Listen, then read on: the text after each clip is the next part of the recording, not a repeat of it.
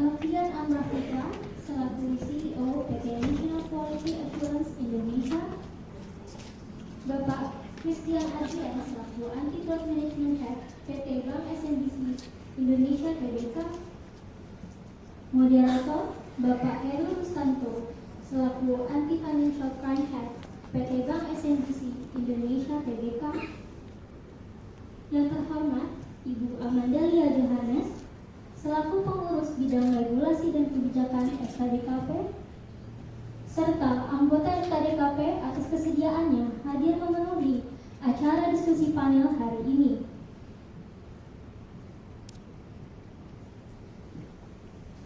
Bapak dan Ibu yang kami hormati, sebagai tanda penghormatan, mari kita berdiri dan bersama-sama menyanyikan lagu kebangsaan Indonesia Raya. Menyanyikan lagu Indonesia Raya dimulai.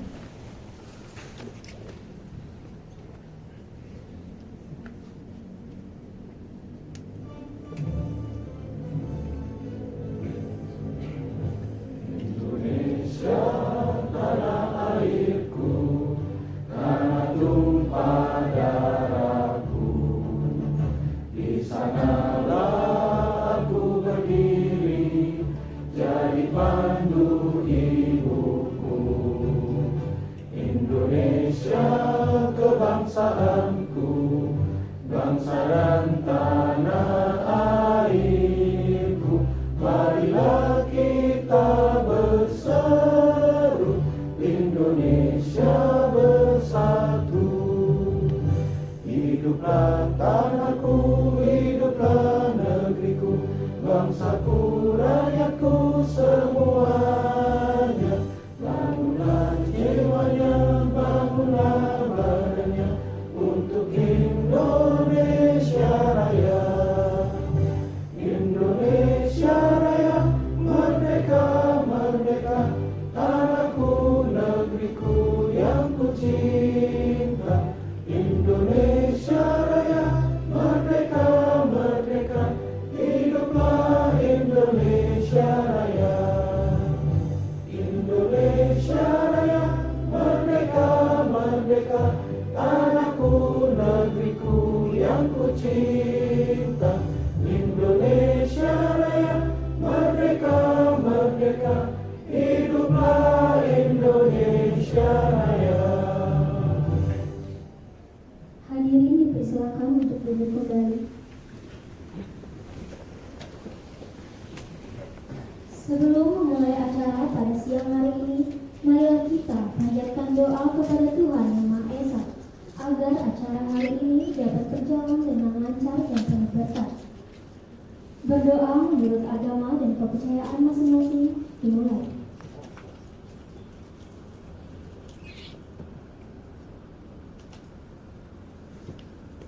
Berdoa selesai.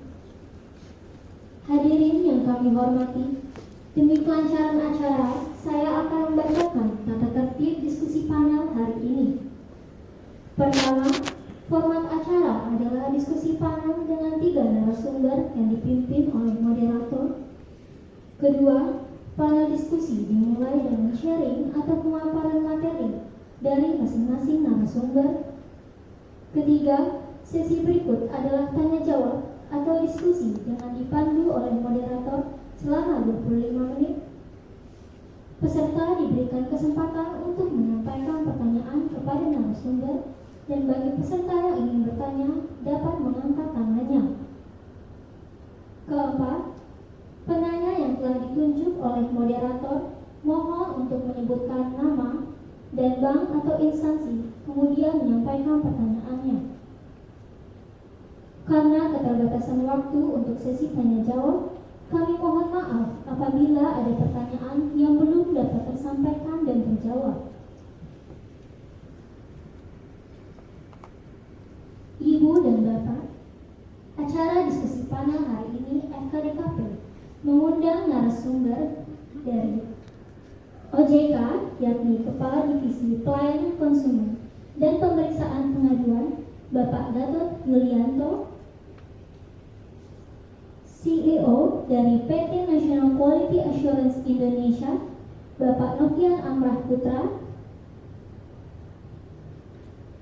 Bapak Christian Adrian dari Anti-Fraud Management Head PT Bank SMBC Indonesia Tbk.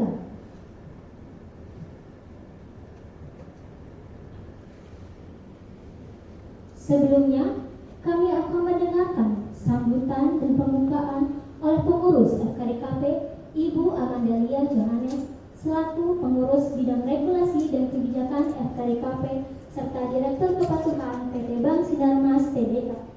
Kepada Ibu Amandalia, kami persilahkan.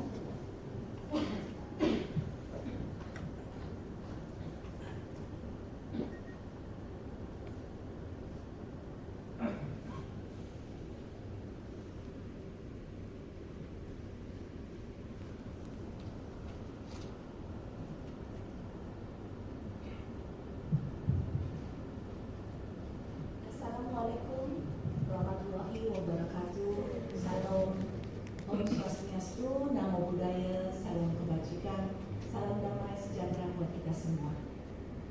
Yang kami hormati Bapak Gatot Yulianto, Bapak Christian Ardian, Bapak Rohian Amra Putra, terima kasih sudah hadir di tempat ini dan mau menjadi narasumber buat kita semua.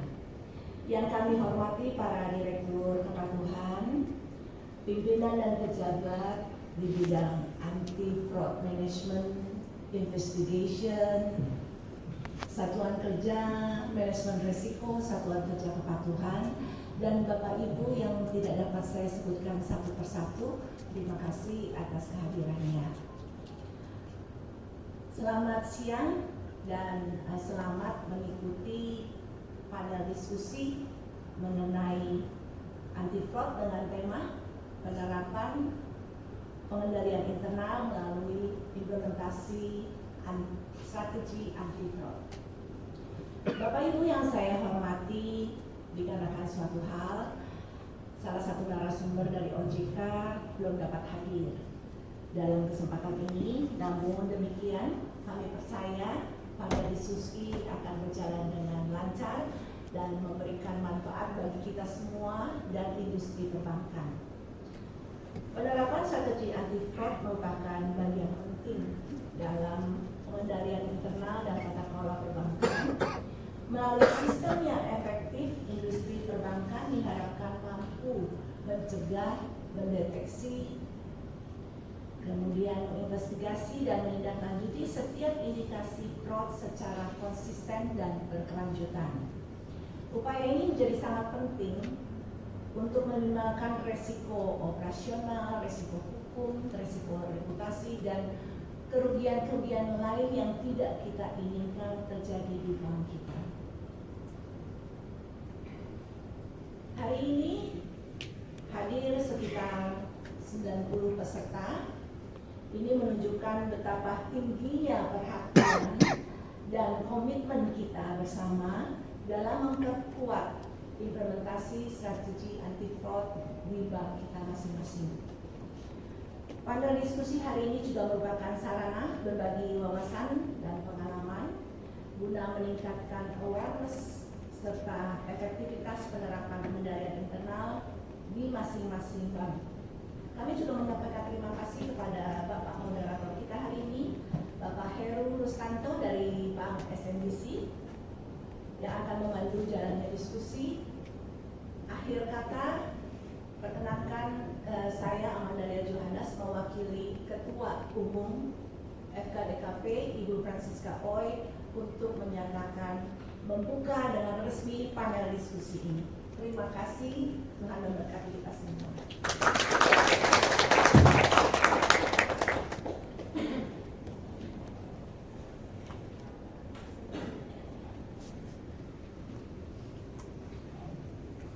Terima kasih Ibu Amandalia Johannes atas kata sambutannya yang hangat. Hadirin yang kami hormati, saatnya kita akan memasuki sesi diskusi panel yang akan dipandu oleh moderator, yaitu Bapak Heru Rustanto selaku Anti-Financial Crime Head PT Bank SMBC Indonesia Tbk. Kepada Bapak Heru Rustanto dan para narasumber, kami persilakan untuk maju menempati kursi diskusi panel. Silakan.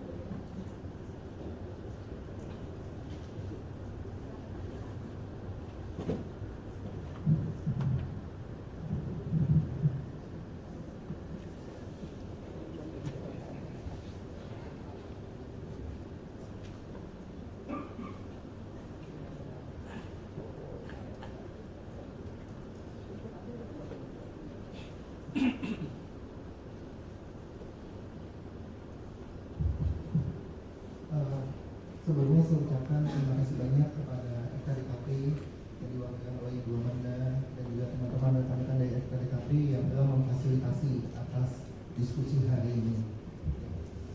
Perkenalkan, saya Heru. Saya ada Antifani Syekhain dari Bank SMBC Indonesia yang saat ini didampingi oleh rekan saya Pak Christian yang merupakan Anti-Fraudulence Head dari Bank SMBC Indonesia. Nah, pada kesempatan ini kami mengundang kedua narasumber dari OJK, yaitu Pak Gatot. Terima kasih Pak Gatot atas kerjasamanya untuk hadir, dan juga Pak Putra yang biasanya pada Pak Putra ini. Beliau merupakan salah satu konsultan yang membantu kami untuk mendapatkan ISO certification terkait dengan anti bribery and corruption. Ya. Saya percaya dari teman-teman semua yang hadir di sini sangat menaruh perhatian khususnya terkait dengan fraud yang ada di bank masing-masing, dan juga kita akan memberikan sedikit sharing atas pembahasan praktek yang dilakukan oleh Bank SMBC Indonesia. Kemudian juga akan diikut sertakan beberapa materi dari para narasumber, yaitu Pak Gatot dan juga Pak Putra. Nah, mungkin untuk kesempatan pertama diberikan sharingnya apakah Bank SMBC terlebih dahulu atau dari mana Pak Menteri? Dari OJK terlebih dahulu. Oh. Kesempatannya kepada Pak Gatot bisa langsung memberikan presentasinya Pak Gatot. Waktu diberikan Pak Gatot.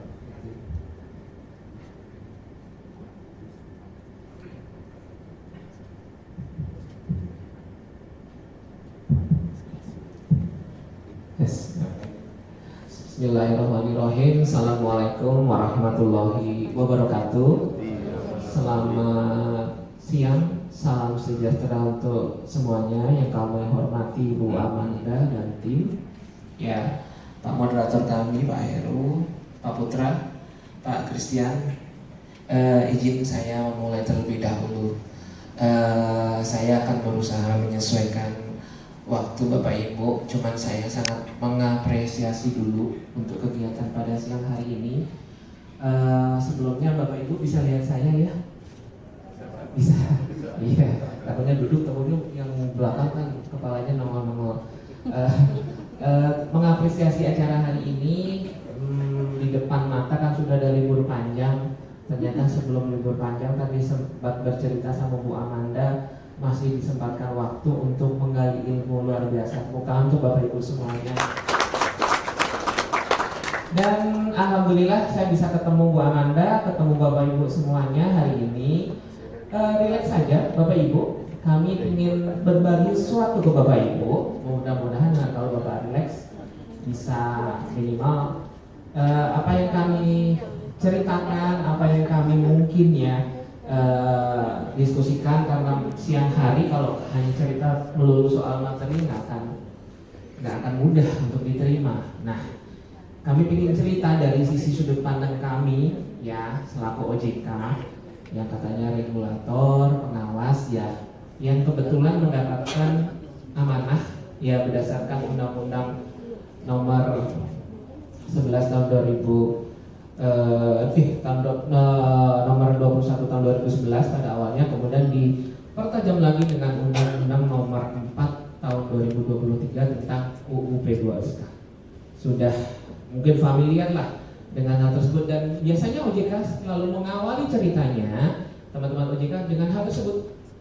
Ya, karena itulah yang menjadi dasar kami dengan beban yang demikian besar ya dibebankan kepada OJK, yang istilahnya sekarang salah satunya adalah di samping mengawasi perbankan, non-bank dan sebagainya, yaitu adalah melindungi konsumen dan masyarakat. Kalimat masyarakat itu keluar di UU P2SK yang otomatis menjadi bidang tugas kami. Kami datang bersama Mas Benny di ruang kemudi, jadi kami mau ceritakan hal ini ke Bapak Ibu semuanya. Next, kami ada bahan presentasinya. Nah, ini yang saya mau ceritakan. Jadi di sini sektor-sektornya, kemudian bidang apa saja yang menjadi tugas kami, termasuk dasar hukumnya. Nah, itulah kemudian akhirnya ya pada waktu Undang-Undang Nomor 21 tahun 2011 ada itu, akhirnya mengambil fungsi dari Bank Indonesia dan Kementerian Keuangan untuk dilebur di OJK. Kayaknya Bapak Ibu sudah sering kali mendengar itu, tapi itu menjadi dasar cerita kami pada siang hari ini. Next. Nah, Bapak Ibu semuanya, dalam rangka menjalankan kewenangan tersebut ya, Bapak Ibu semuanya, ini adalah mungkin Bapak Ibu sudah kenal ya, apalagi yang terkait teman-teman dari Direktur Kepatuhan biasanya kan selalu familiar dengan hal tersebut ya, kegiatan-kegiatan yang dilakukan ya, itu semata-mata sebenarnya adalah kegiatan preventif. Jadi sebagai suatu siklus ya yang ada di perlindungan konsumen, suatu siklus ya menyadarkan konsumen dan masyarakat ya, literasi dan inklusinya keuangan seperti apa, kegiatannya semacam itu, sampai dengan ke titik bikin produk seperti apa ya. Kalau umpamanya produknya kebetulan permasalahannya terkendala seperti apa, sampai kemudian satu titik akhirnya terjadi dispute, itulah yang disebut dengan complaint handling. Nah, di titik tersebut itulah sebenarnya suatu siklus. Kalau dispute-nya itu bisa diselesaikan, dia akan berpengaruh ke dalam desain produk tersebut. Akhirnya muter lagi ke dalam siklus tersebut yang kami sebut siklus terkait dengan market conduct. Nah, next. Bapak Ibu semuanya, inti dari yang saya sampaikan di sini ya, ini tercermin di slide ini. Ya, Bapak Ibu semuanya, kalau bacanya gampang, urutkan nomor aja udah ketemu semuanya. Cuman kalau Bapak Ibu yang dari Direktur Kepatuhan, ada yang nggak masuk di sini nggak kira-kira? Si apa? Cluenya kayak gitu. Kan ada si pasti, ada si pelaku, ada APPK, ada si satu lagi yang nggak masuk di dalam skema ini. Nggak bisa, udah saya kasih tahu si peduli. Bener kan? Ya. Nah, Bapak Ibu semuanya, kalau diceritakan dari awal ya, itu anggap aja di ujung sana itu konsumen ataupun masyarakat. Ya, saya enaknya dari sini ya, Bapak Ibu ya. Izin ya, boleh ya. Kalau enggak dari situ kasihan nengok-nengok, kasihan saya yang maksudnya. Pertama di sini di konsumen masyarakat ya. Itu melayani kontak 157 yang 24/7 hari untuk menerima keluhan dari masyarakat ya. Kemudian masuk ke APPK. Terus buat masuk di sini, yang di sini. Di kontak 157 ya. Kemudian di kontak 157 itu semuanya masuk ke APPK. Di APPK Bapak Ibu ini perjalanannya juga lumayan panjang karena di situ kalau yang terkait penerimaan informasi, layanan penerimaan informasi, pemberian informasi mungkin gesit, nggak ada isu.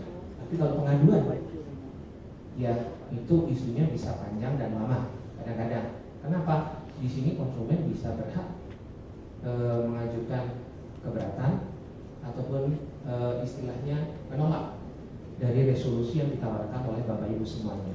Kalau nggak masuk, itu masuk ke sini, kelas lembaga alternatif penyelesaian sengketa. Jadi konsep di sini adalah EDF, ini IDF, internal sama eksternal. Clear ya sampai sini. Nah, kemudian satu titik ya, kalau pembeli di sini ngapain sih OJK? Nah, OJK di sini akan ngecek apakah ada pelanggaran terhadap ketentuan perundangan. Nah, kalau umpamanya ada, ya, dan itu sifatnya masif, gede dan sebagainya, kami lempar ke pengawasan market conduct.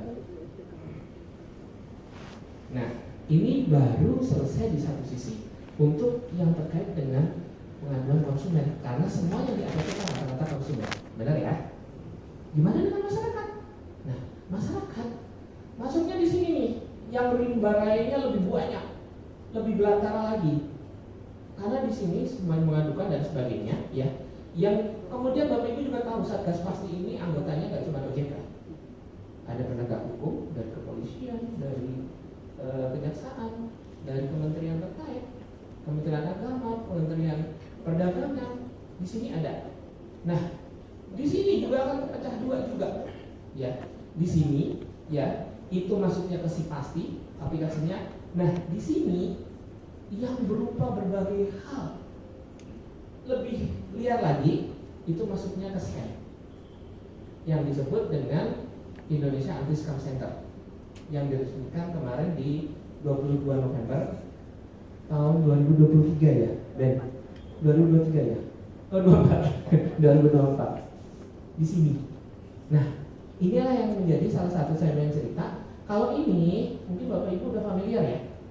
Ya, tapi yang di sini ya, ini prosesnya ya di Indonesia Anti-Scam. Saya yakin juga mengucapkan terima kasih juga untuk teman-teman perbankan yang sudah join kami di Colocation. Ya, karena di satu sisi waktu kita memulai Indonesia Anti-Scam ini, kita nyari pemodelan yang paling dekat waktu itu di Singapura. Waktu itu tapi di sana masuknya ini kepolisian Singapura. Ya. Agak berbeda-beda. Contoh di Australia, masuknya ke KPPU-nya Australia, Komite Pengawasan Usaha kalau di sini ya. Di sana tapi menjadi bohirnya untuk scam center. Nah, ini yang saya mau dijadikan salah satu topik yang mungkin Bapak Ibu semuanya tadi pingin pingin tahu lebih banyak ya. Nah, kalau kita mau kenalan di sini, ini mungkin Bapak Ibu baru ketemu setelah melihat prosesnya, baru kenalan ini jumlah-jumlahnya ya, permintaannya berapa, kemudian ininya berapa dan sebagainya. Nah, itu kami detailkan lagi di setelahnya. Tapi inti dari yang kami sampaikan untuk menuntun pemahaman Bapak Ibu menempatkan Indonesia Anti-Scam Center di dalam keseluruhan di OJK itu di sini. Oke, Bapak Ibu, kalau si peduli di luar sistem ini karena si peduli digunakan oleh Bapak Ibu sendiri, ya, yang langsung mengadukan dari konsumen langsung ke POJK. Oke, kami lanjutkan. Nah, ini yang menuntut kita ke IASC. Nah, di IASC sendiri ya, itu sebenarnya tergabung juga ya di samping masing-masing satgas dan sebagainya. Ini yang saya sampaikan tadi, yang PIC-nya. Nah, targetnya di sini ya itu adalah penundaan transaksi penipuan secara cepat dan penyelamatan sisa dana. Yang menjadi agak susah Bapak Ibu, kalau umpamanya sisa dananya, ya layernya, kami nyebutnya layering. Dana langsung dari aksi scam, nanti lihat modusnya ada di belakang. Itu satu layer, dua layer, nggak apa-apa, stop. Itu pasti ketangkal, apalagi perbankannya yang digunakan adalah perbankan nasional. Itu melalui kerjasama, melalui PIC, apalagi di colocation cepat. Tapi kalau layernya lebih dari 5, pernah ada yang sampai 7 layer. Ya, berarti kan layernya banyak banget kan. Dan saya yakin teman-teman perbankan sudah bisa mengetahui layernya sampai mana. Itu satu, kalau saking banyak layernya. Yang kedua adalah kalau dia sudah masuk ke kripto. Ini yang benar-benar lautan lepas di kripto ya, karena sudah nggak bisa. Dan itu kadangkala kejadiannya diambilnya juga nggak tentu 5 sampai 10 tahun, tahun-tahunan didiemin aja. Ada kejadiannya seperti itu, dihack kejadian sampai sekarang didiemin. Padahal kita tahu yang hack dari luar negeri. Ada kejadian ada. Nah, inilah yang kemudian ya menjadi waktu itu apa ya? Pemikiran pertama, kalau kita diemin aja, ya itu jumlahnya akan makin membludak. Nanti Bapak Ibu bisa melihat, ya jumlahnya seperti apa. Ini yang colocation tadi, ya kita.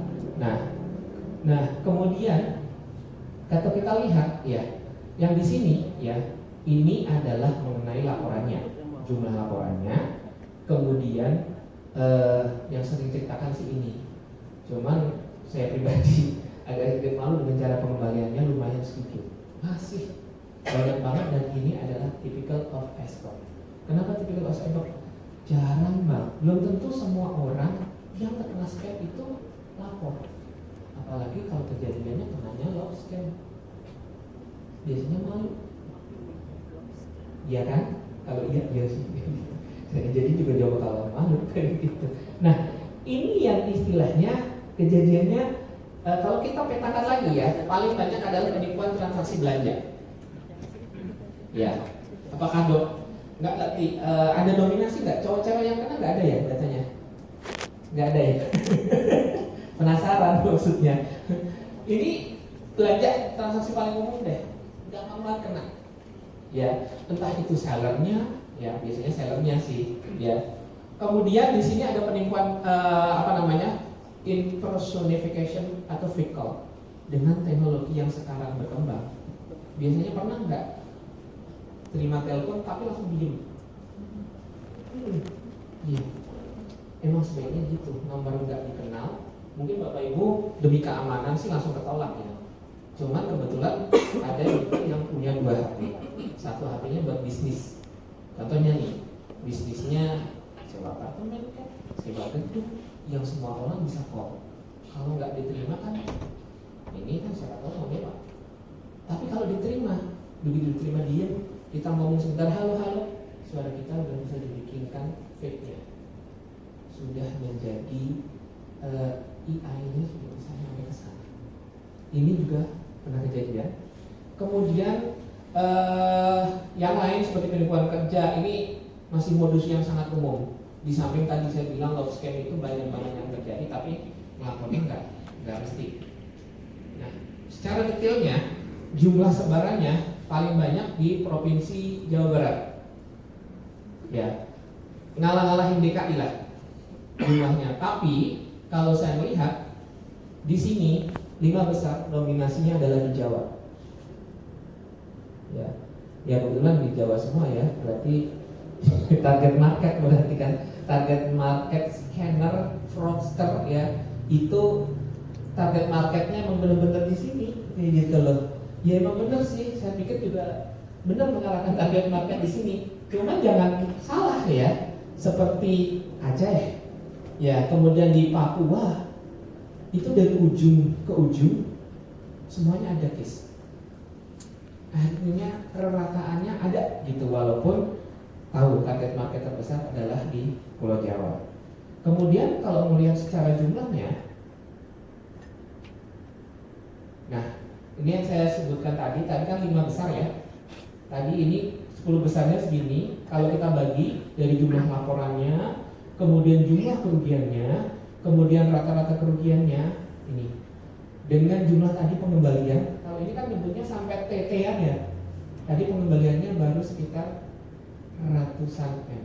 Jadi masih 0, jadi bukan terus menegasikan apa yang ada, tapi baru segitu kemampuan kita. Otomatis dengan perkembangan seperti ini ya, kita juga baru berencana untuk memasukkan tersebut untuk melalui pengembangan AI dan sebagainya. Itu yang sekarang dilakukan. Bukan apa-apa Bu, scammer dan sebagainya pintar-pintar benar-benar pintar. Cuman kadang-kadang kita merasa orang pintar tapi keblinger, masa iya nggak ada cara penangkalnya. Ini yang benar-benar diusahakan oleh teman-teman baik yang di location maupun dari teman-teman di OJK. Nah ini perkembangan pengaduannya. Ini dari TW1, TW2, TW3 ya. Meledaknya di TW4. Saya kurang tahu, TW4 itu biasanya pas peak libur, hari season liburnya panjang ya. Penggunaan uangnya juga lagi banyak ya. Nah mungkin itu yang menjadi target marketnya dari scammer ya. Kepencet lama mas. Oh sorry. Ini yang menjadi peningkatan. Kalau presentasinya sendirinya seperti ini. Nah hampir sama karena itu jumlahnya adalah jumlah kumulatif. Kalau kumulatif per bulan. Di sisi lain untuk pengembangan kerugian yang dilaporkan ke ESC ya, itu juga kita bisa lihat. Jadi titik krusial kita selalu bilang ya, itu adalah golden time waktu untuk laporan ke sini. Karena kejadian kadang-kadang melaporkan bahkan istilahnya waktu 3 jam itu baliknya lumayan susah. Makanya golden time-nya itu di waktu-waktu sebenarnya di bawah under 30 menit. Kalau bisa sudah laporan, sudah bisa ditindaklanjuti, koordinasi dengan teman-teman di lokasi maupun dengan POJK yang terkait. Ini juga sama. Itu sih satu titik terkait scam. Nah ini juga karena tadi ceritakan kepada kami terkait dengan fraud dan sebagainya. Ini cuma sedikit mengulik terkait dengan ketentuan anti fraud yang kebetulan ada di OJK 22 tahun 2023. Ini juga sudah kayaknya sih kalau yang sudah mendapatkan surat cinta dari OJK ya terkait dengan penanganan pengaduan dan sebagainya mungkin familiar ya. Itu ada yang pasal 7 ya, kemudian ada juga pasal 8 di mana POJK itu wajib memiliki kebijakan prosedur tertulis. Biasanya kami ngeceknya sampai ke SOP sih standarnya. Ini yang benar-benar detail SOP ya, detail SOP. Apalagi saya mau kaitkan dengan tadi scam dan sebagainya yang sering dimainkan adalah OTP. Ya, itu lalu lintasnya kasus yang padat dan sebagainya. Pahami benar untuk SOP-nya. SOP-nya kalau namanya terganti penggantian nomor telepon, penggantian alamat email, perlu diwaspadai di situ. Pastikan bahwa ya itu jangan sampai mislead. Once itu kejadian dan itu kemudian SOP-nya tidak sesuai, pasti akan kena. Ini karena ada di pasal 8 dari POJK 22. Di satu sisi kami juga mengingatkan kewajiban dari POJK terakhir itu kalau nggak salah pasal 10. Ini fraud eksternal, ini yang contohnya ya Bapak Ibu semuanya. Yang terakhir itu yang berbagai macam apa yang bisa dilakukan ya, baik itu MFA ya, kemudian juga dengan enkripsi data, keandalan sistem IT sendiri yang mungkin Bapak Ibu sendiri yang paling memahami ya, apalagi teman-teman dari Direktur Patuan, saya yakin deh ini juga sudah menjadi salah satu makanan Bapak Ibu semuanya. Yang terakhir di pasal 10. Pasal 10 ini termasuk pasal yang sering kami gunakan karena di sini ada kewajiban dari POJK bank untuk mengambil tanggung jawab yang dilakukan oleh sebagai berikut, baik dari direksi, komisaris, pegawai, dan atau dilakukan oleh pihak ketiga. Ini yang salah satunya benar-benar kami jaga dan kami lakukan untuk kejadian biasanya dari pengaduan dari KPK. Kalau dari ASC dan sebagainya yang seperti tadi saya sampaikan. Saya pikir sih itu dari kami.